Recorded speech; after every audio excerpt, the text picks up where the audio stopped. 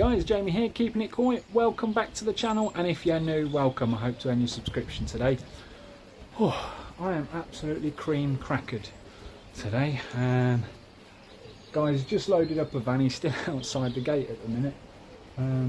He's actually drove it up the footpath because he wanted an awful lot of soil. So that's good news, but it's absolutely crazy how many bags. Oh, he's just driving off now.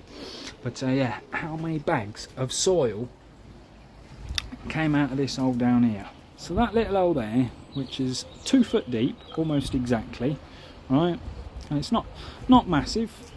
Obviously the internal dimensions of the pond is 1.7 by 1 metre, so the external measurements are about 2 metres by 1 1/3. So yeah, it's not a massive hole by any means, and as I say, it's only 2 foot deep. The first lady that turned up took 10 bags. The second man that turned up took 8. The next person took 12. So all in all, that's 30 bags. Someone came this morning for a further 6. Yeah, another 6, that's 36. And then that chap that's just left has just taken 38 bags. So that's 36 and 38, which is 74. And I've just counted, I'm left with 14 down there, which would make 88 bags. Whew, no wonder I'm absolutely shattered the last few weeks. 88 bags dug, moved over here, and then carried out there and either round to the front, or luckily, as I say, this man literally parked his van just behind these trees here. So yeah, a bit naughty, but don't tell anyone. So yeah, that's fantastic news. Getting rid of a load of that is brilliant. He did say he might need some more, so he may be back for the rest, but I've got a list of like 20 people on Facebook waiting to hear if there is any left, so I've got no issue getting rid of the rest of that. So that is a bonus. Chuffed about that. Hey guys, just really quick, comment of the week this week goes to this chap, Country Koi Pond and Garden. He said, lovely to see the bonsai tutorial. You clearly have experience and explained it really well, which has inspired me to give it a go. I picked this one. There are several comments very similar to that people were thinking about giving it a go. You should. Start with a nice cheap tree, that way you get some practice in before you start spending a fortune on some big expensive bonsais. But one other shout out before we get back outside. I just want to give a massive thank you to AndysKoiPuddle. So received another mug today. Absolutely love this mug. Look at that photo. Let me get you a close up of that. Don't know if that's your fish, Andy, but I love that photo. But yeah, AndysKoiPuddle mug. No coffee in it today. Haven't had one yet, but yeah, I'll be having christen that one and have a coffee out of that before it goes with the rest of them, and I just can't wait to get them all out on display. I think that's mug number 13 now, so getting up there. Thanks again, Andy. We'll catch you later. A couple of other things I've been up to. Trimmed a little bit off my neighbour's big tree, olive tree, that's the one, olive tree. And let me show you from this angle down in my hole. Ooh, if I don't fall in. But yeah, so obviously you can see the fence line here. Alright, so if you go straight up there, which should be about there, is where my garden should be. But this massive branch here, which as you can see, the very tip of the end of it is over here. It's about 7-8 foot into my garden, and it's an olive tree. So, ooh, nearly lost you. So what I've done, I took a few clippings and I've planted them in some sphagnum moss, topped with my bonsai compost. So you've got one there, a few around there, a few bits and bobs. Now obviously that is not going to get the olive tree out of my garden in a few little clippings, is it? But what I have done, and what I'm gonna do, because it needs chopping off at some point, and it'll be chopped off about here, because that's where it starts coming over my fence. So if I move my finger out of the way and let it focus, you'll see there is a bag strapped to that tree, and that bag is full of sphagnum moss. A fair few of you will know where I'm going with this. Some of you won't. What sphagnum moss in the bonsai world and gardening world is used for is to trees, shrubs, large plants, they love it, and when they're in sphagnum moss they send out hundreds of little root shoots. They really do. Now I'll show you some sphagnum moss. I've still got loads left. I bought a big old bag full of stuff. Let me go put it down over here. Let me spin you around, it'll be easier. This is sphagnum moss. It's like, well, it's all the stuff that's in my Bakki shower, to be honest. It's yeah, absolutely loads of the stuff left. I've not even used half of the bag, I don't think. So yeah, still got loads of that left, which is a big bonus, so I can do more things with that in the future. The ones I've put in the Bakki shower, the little bits and bobs I've put in the Bakki shower, I won't know if that's going to survive or thrive until the warmer weather gets here, but we will see. And it's just started to rain, typical. What I've basically done is, in the tree world terms, is I've done an air layer. Now, to do an air layer, I will show you one time, because what I'm going to do this year to help thicken up some of the trunks on the maples, I'm going to let some of the shoots shoot up this year and grow really tall, and then that will help thicken the trunk. And then next year, what you then do is you air layer them off before you trim them back down. That way you get a slightly thicker trunk by the end of this year, and then you get a free acer next year. And all you basically do is you scrape off the first layer of the bark, and then just behind that bark is a very, very thin layer, and that's where the water inside the tree travels up and down, mainly up, normally soaked up through the roots and up to the leaves. And you just gently scrape that off after you've taken the first layer of bark up, and that way no more moisture can get to the top of the tree. Like everything in life, trees like to survive, so what they do is they send out little roots where you've cut away the bark and where no moisture is getting up, because you've basically trapped the moisture in that lower part of the branch. But the upper part of the branch doesn't want to die just yet. It's going to send out all these little roots. Sphagnum moss really encourages that, and they love to grow in sphagnum moss. Hopefully that works. I'll have, I mean, looking at the size of that from here, from where that bag is, let me spin you around again. Right, so you get a good angle from over here as well. So you can see that bag there, and then that branch splits off into two, and then goes up, up and out, and still going up, and the very tip of the top bit, where's my finger there, is that bit there. So that's quite a long way down. I'd say that's a good 7 or 8 foot of tree there, and it's got quite a thick trunk. So I don't know whether I'll turn it into a bonsai or whether I'll turn it into a pom-pom tree, because I like olive pom-pom trees. I might turn it into a pom-pom for now, and then I can always air layer off that later.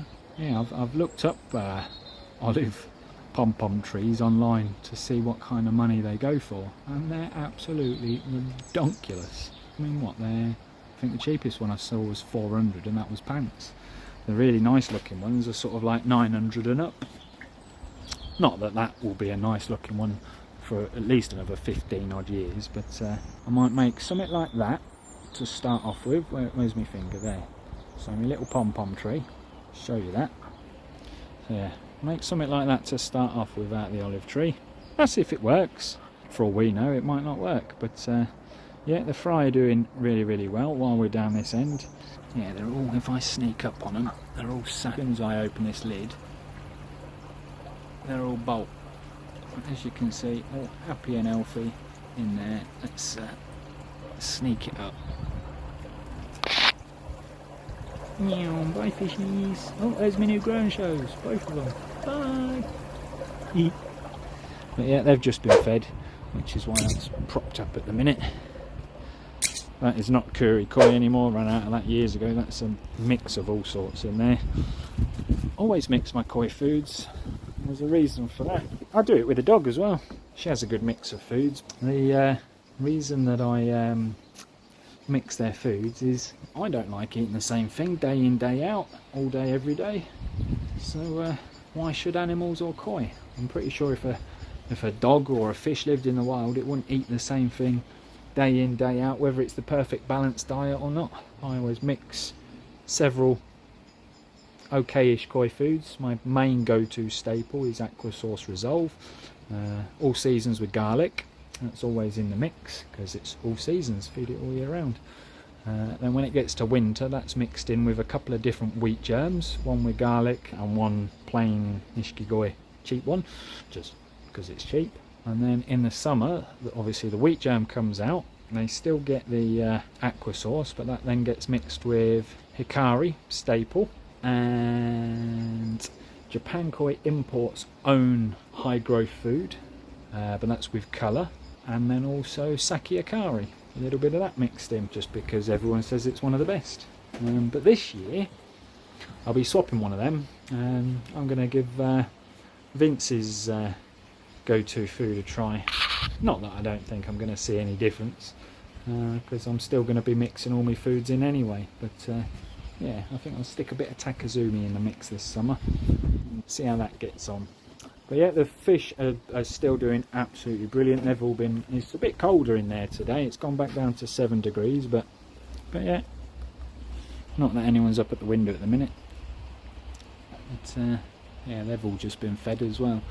So they're not pestering me for food right now. But yeah, they're all happy and healthy. It's my Benny Kikikuryu. Oh, what a fish. What a fish. But yeah, they're not going to pester me at the window because they've all just had a big dinner. And there's actually still some food left in the little fry vat because they're still shying every time I walk past the pond, which is quite a lot today. They run away and hide. Oh, that's why all they've finished eating. All their food's floated around their back and it's stuck. Oh, well, we'll have to get that out. There's only about 3 of the fish that can actually fit down there. No wonder it's all still there. I'll get that out in a second. That's what I've been doing today. I've also repotted up a shed load of bonsais ready for the spring. Yeah, I've emptied one of the trays of pine. So I've got a few pine and a few of the bonsai pots. I've got a couple in just normal plant pots. And what I also did is I had a spare 6 tray, because I sold some strawberries, so I had a spare 6 tray and put the last 6 that were in there because it's a bigger home for it. Speaking of bonsais, actually, I said in my last video that I will do a test, because you all saw me the other day, last week, put this one up and this one up.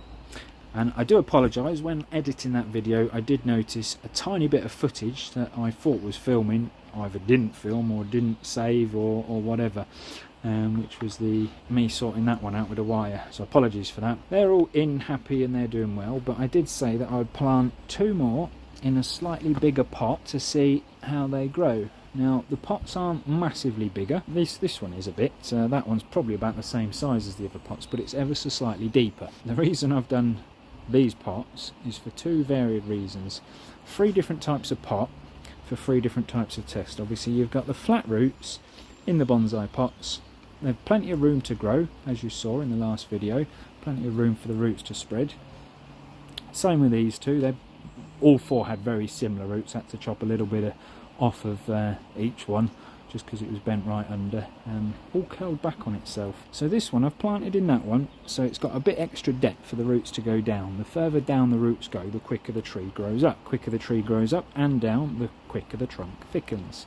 So I've done that in that one. This one, you may be thinking, isn't that a pond basket? You is absolutely right. And for those of you that don't know, a pond basket is great for, again, trees, shrubs. Plants in soil also need oxygen. And a lot of people forget that, which is why when you plant something in a very clay type soil or mud, they tend to grow a lot slower than if they was in a very loose, barky... It's why trees grow so quick in the woods, because obviously the first couple of feet of what they're growing in is rotten leaves, twigs and everything that's fallen off the woods the previous 10 years, like, you know. So it's very loose and they grow very quickly in it. That's because it's got an awful lot of oxygen, not just because it's nutrient rich, because you could put some in clay, some in bonsai soil and feed exactly the same nutrients via watering and adding your growth fertilizer, and the one in the bonsai soil will grow a lot quicker. Because it's got more oxygen, the soil's more loose, the roots can spread quicker, absorb the oxygen and the nutrients, because without the oxygen it can't absorb the nutrients, which means it grows quicker. So yeah, that obviously, having all them holes around the edge can actually allow it to absorb oxygen a lot quicker.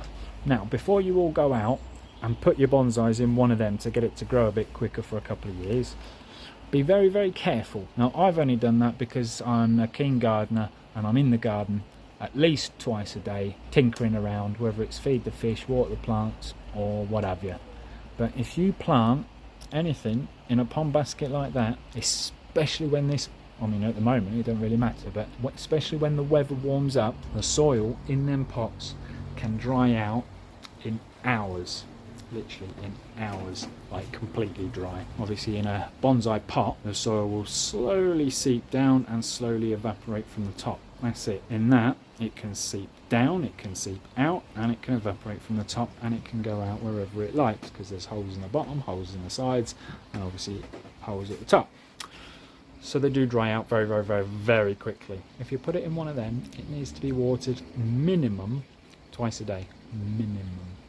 So morning and evening, ideal, before you go to work, after you go to work. But yeah, if you forget, one of those times you could come home to a crispy tree. So yeah, don't recommend it unless you've got a routine of watering the garden, and then add an extra routine onto that routine. But yeah, so everything's ticking along nicely. I've got to get rid of some more soil, as I say, that chap did say he might need some more, and I've got a list of people that want some. I'm still yet to level the pond base because I've actually had some work this week, and when I've not been working I've been shifting soil and sorting the bonsais out ready for the season. Koi season might be being a bit delayed, but bonsai season is truly upon us.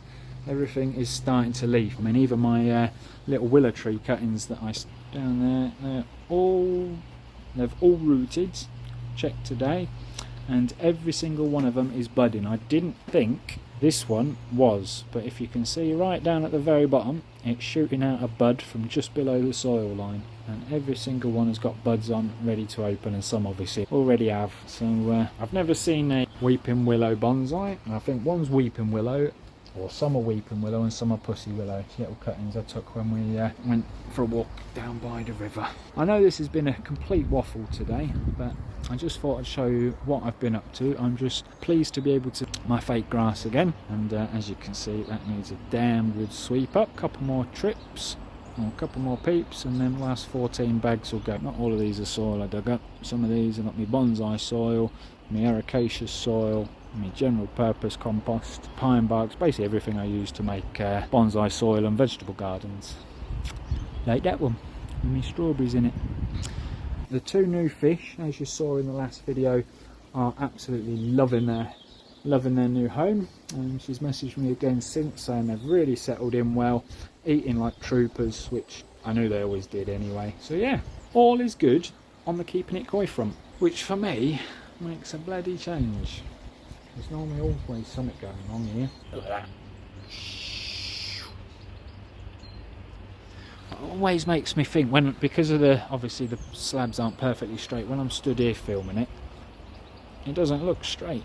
It looks like there's a bit of a dip there, but as you just saw then, there's not. It's just both of them slabs ever so slightly come in on that corner. But yeah. Oh, I found where I put that other slab, by the way. Just there. There's a block underneath it, and it's just propping up that flower pot. Oh man, look what someone's done to my big fishy. The state of that. Ugh. I have to clean that now as well. I'll update you on everything as we go on, but hopefully the next video will be back on the pond doing the next stage of that, which the only reason I've not done that video yet is because I haven't had the time to get up to JKI to get the bits I need to start it. So I need the 3-inch bottom drain and at least a section of 3-inch pipe and a 90 to get that in, so I can get the concrete on top. Right guys, down the end of the garden I have a load of this.